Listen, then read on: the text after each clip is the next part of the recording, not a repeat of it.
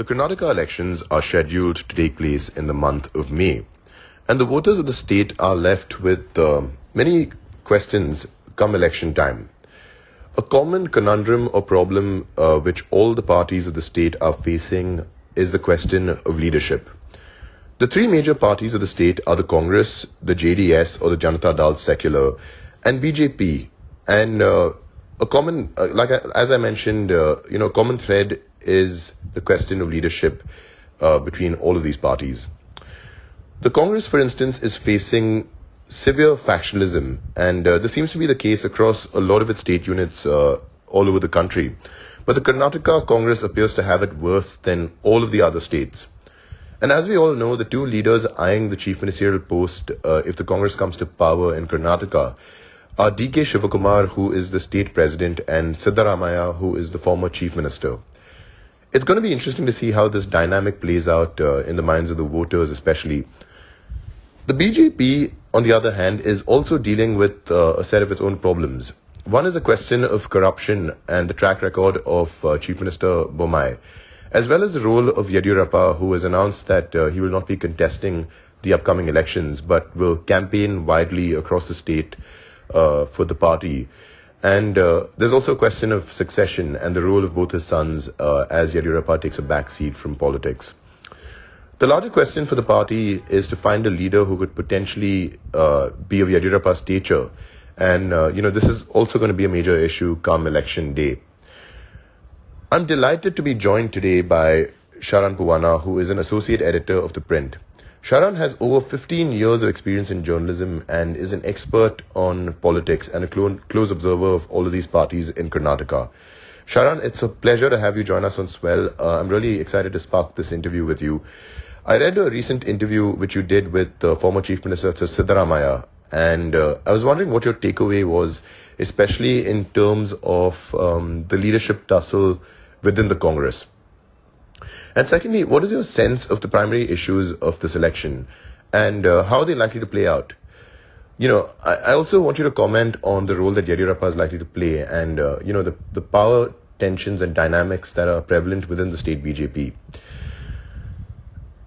I think that this is going to be a very interesting election, Sharan, and I'm sure you'd agree that, all these issues are going to really decide the vote, and it could swing either way because I suppose it's hard to tell which way the wind is blowing at the moment.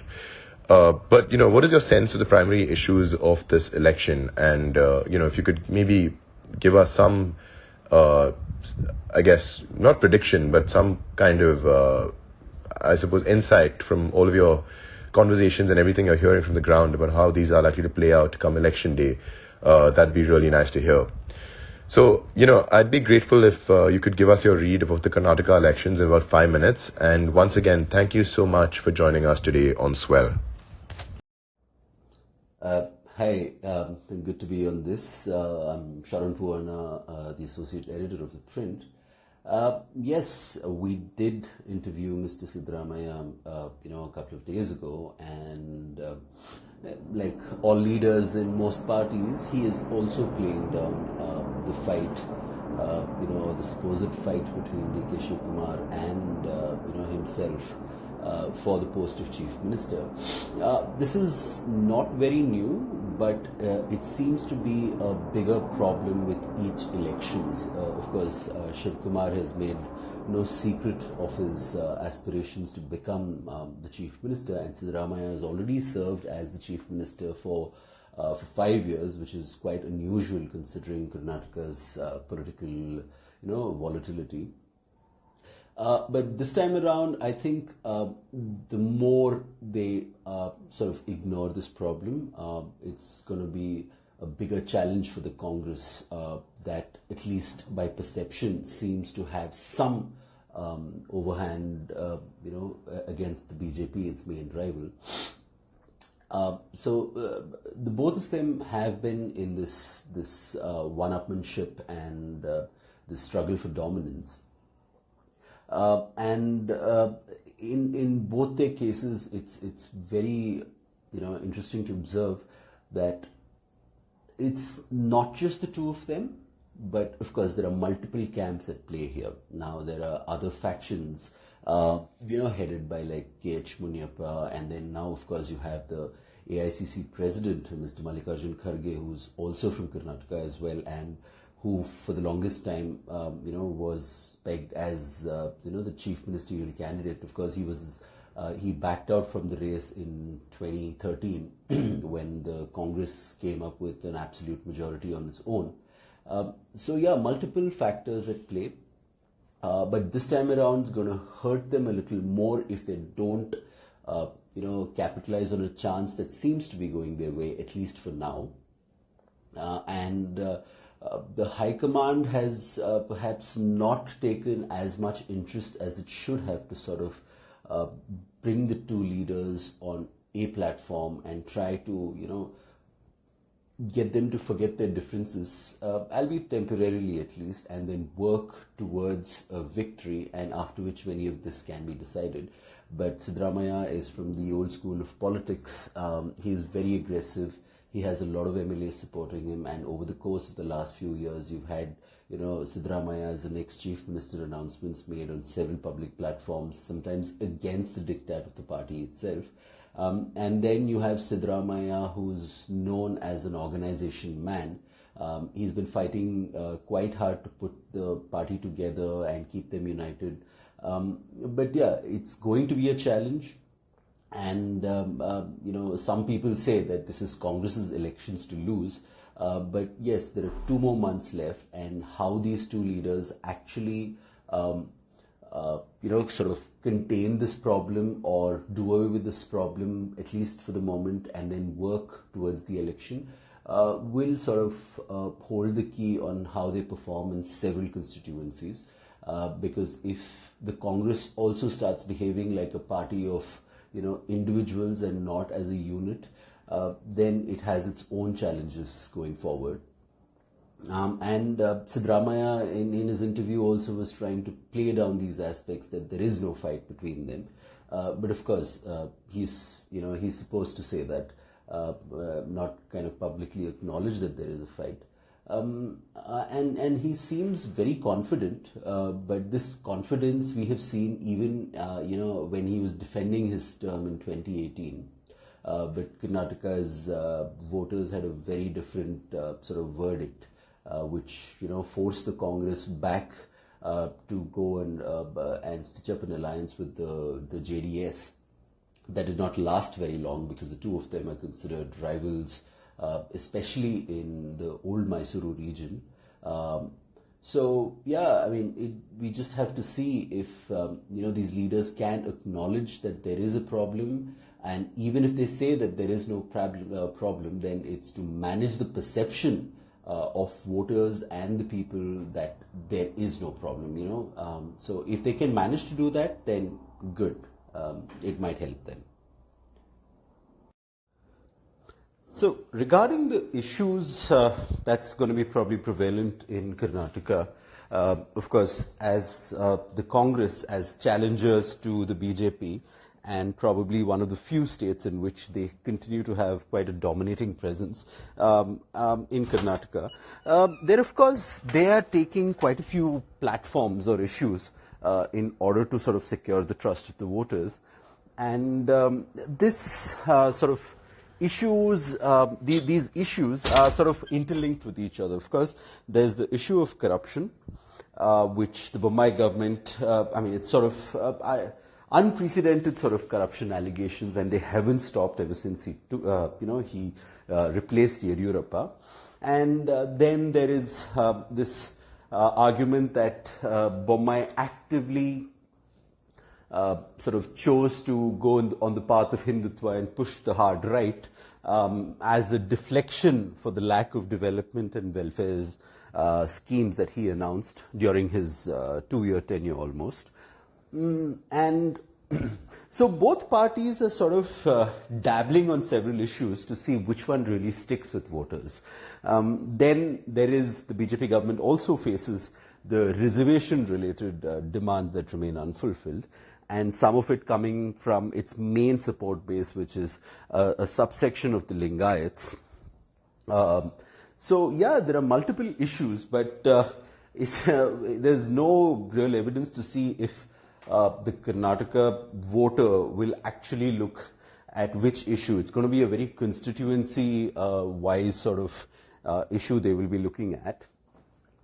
And corruption, of course, has affected people, of every aspect. But it's not to say that these allegations have not been there in the past before. So we'll have to see how they respond to that.